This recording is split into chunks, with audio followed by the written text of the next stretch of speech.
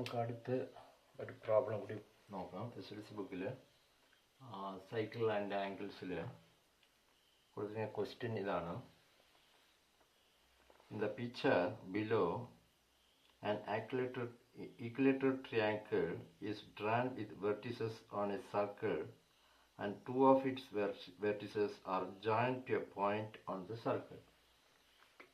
ഒരു സർക്കിൾ, ഈ സർക്കിളിൽ ഒരു ഈക്വിലേറ്ററൽ ട്രിയാങ്കിൾ, ഇതാണ് ഈക്വിലേറ്ററൽ ട്രിയാങ്കിൾ, ABC വരയ്ക്കുകയാണ്. ഇതിൻ്റെ വെർട്ടിസസ് ഈ സർക്കിളിൻ്റെ മുകളിലായിരിക്കും. അപ്പോൾ ഇതിൽ നിന്ന് two of its vertices join at A point on the circle.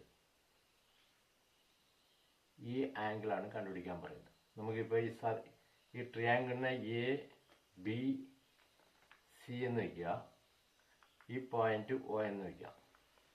വെച്ചിട്ട് നമുക്ക് ഈ O ആംഗിൾ എത്രയാണെന്ന് കണ്ടുപിടിക്കാം. അതാണ് question.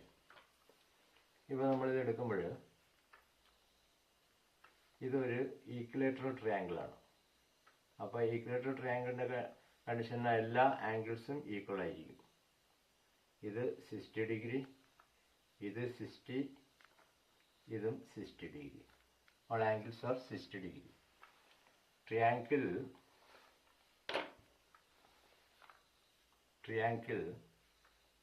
ABC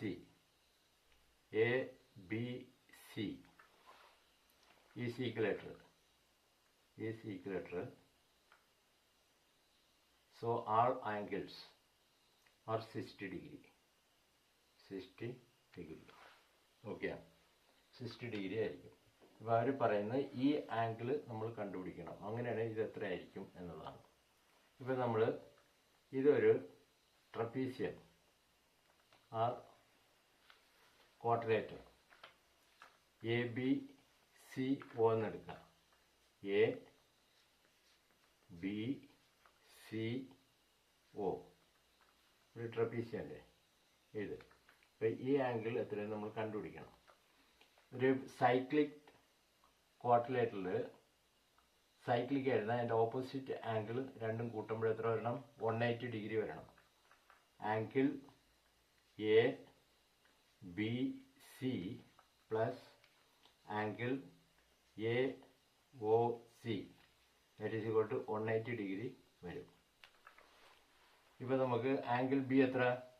angle ABC that is 60 degree.